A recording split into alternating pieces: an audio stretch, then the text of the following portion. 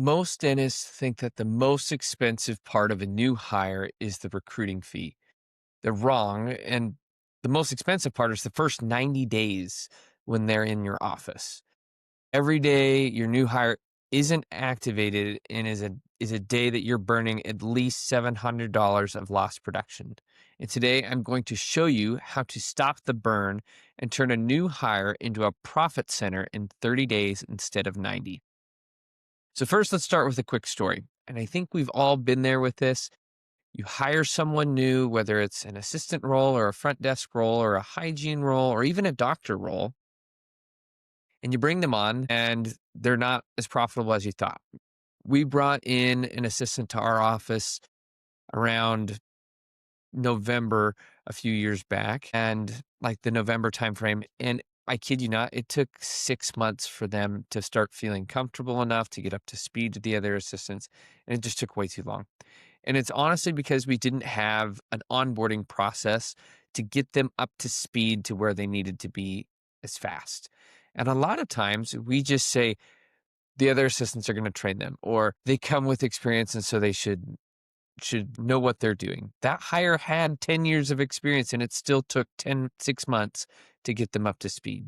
New hire failure is simply when we didn't make them 100% up to speed within 90 days.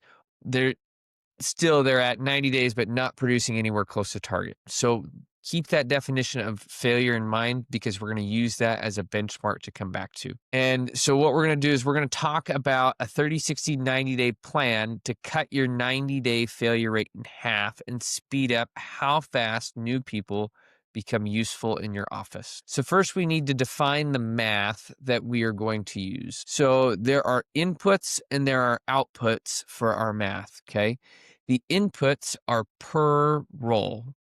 For example, if we have a front desk that we're hiring or an assistant that we're hiring, the math is the same, or the equation's the same, but the math is going to end up being a little different, okay?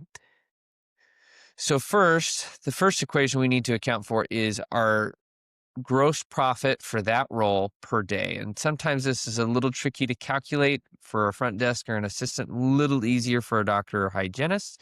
It is just collections per day minus the lab or supply fees for that, for if it's a doctor or hygienist. We've got a different way of computing that. And we could talk about that a little bit later. It's outside the scope of this podcast and video. Then you have your gross profit per day by phase, like the average gross profit per day for day 1 through 30 and 31 through 60 and 61 through 90. And then you have your ramp up costs, which is your seat gross profit per day when you're fully at capacity minus your ramp gross profit per day times the days in phases. And then your 90-day failure rate, like how many of people leave or removed versus start. And so I'd say for the most part, we don't have a whole lot of failure rate in offices before 90 days, but we often let people stay too long when we probably should have let them go. Okay. So the outputs that we are going to want to control for and improve here are cutting the failure rate in half and reducing the 90-day ramp up time by 20 to 50%. So we're going to get them to produce faster. So let's do a quick example of this.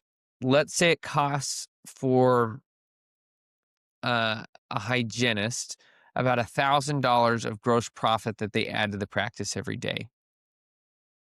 Their ramp gross profit per day is $300. So you're burning $700 a day during that phase.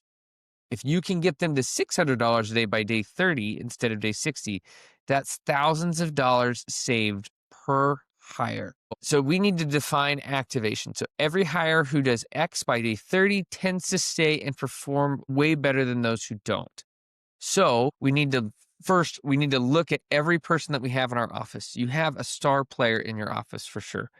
And look at what that best person does in their role and ask, what did they do in their first 30 days? And this could be a great exercise with your team to discuss, what you guys do well in that first 30 days, right?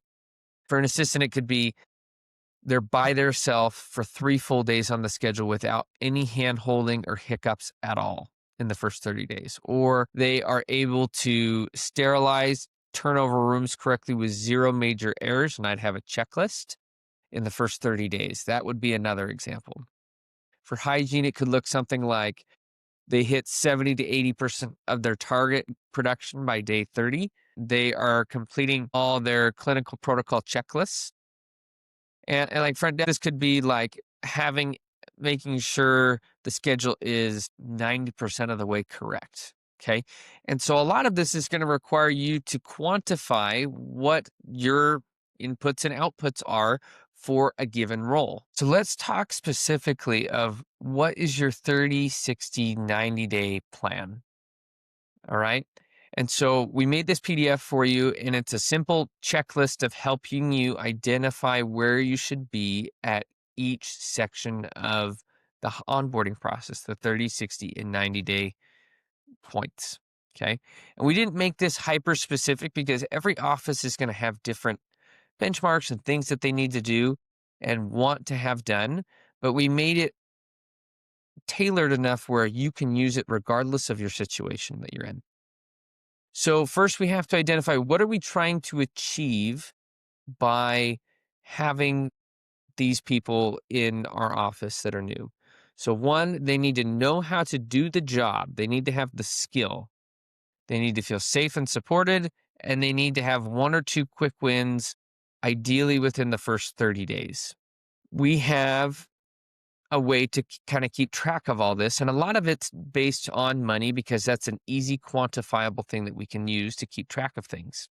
As we're going through, we're going to take into account these numbers and specifically our first 30 days and then 60 days and then 90 days.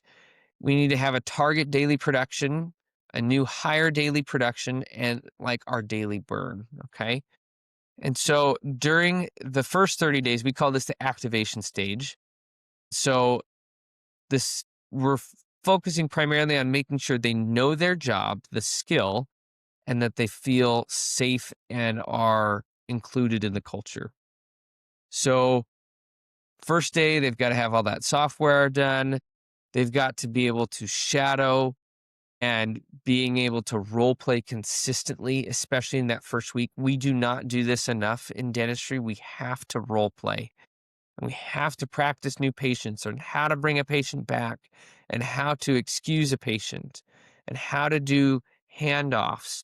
And this doesn't need to necessarily be with the doctor. This needs to be with at least someone else, and they need to do a lot of it. Day 14, they need to be able to perform core tasks without errors and being able to hit about 50 to 70% of their production goal. Phase 2 is the throughput phase where we ramp them up in terms of the things they're doing. We're taking the training wheels off. We should assign them benchmarks that they need to hit, and they need to be able to hit 70 to 90% of their production and then feel that they have all the goals that we know what their goals are to move to the next step. And this is going to be different for each person. We need to know and have a one-on-one meeting with them in order to help them reach their goals. Phase 3 is the ROI phase, and candidates need to take ownership of one specific part of the office, whether it's sharpening instruments weekly or recalibrating the scanner or the equipment. They need to have something that gives them ownership and is important for them to feel that they're valued and have a purpose in the office. You also need to discuss your growth path. Map out the next 6 months. What are their goals? What do they want to achieve at work and at home? And help them achieve that and hit their targets. And then by day 90, at least, they should be at 100% of your daily target production. So in the final review at the 90 days, I encourage you to have a review at 90 days so you can know if you need to let them go or they need to improve their performance or they're absolutely killing it.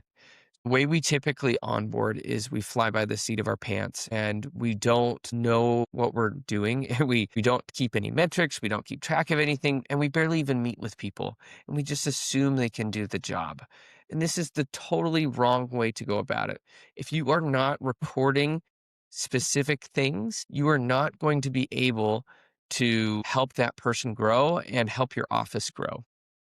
So, if you want to see how much your current ramp up cost is costing your office, use our talent cost to acquire calculator below. And this PDF will also be included in the show notes for free. That way, it can kind of give you a roadmap of what you need to do for your office to help things get better.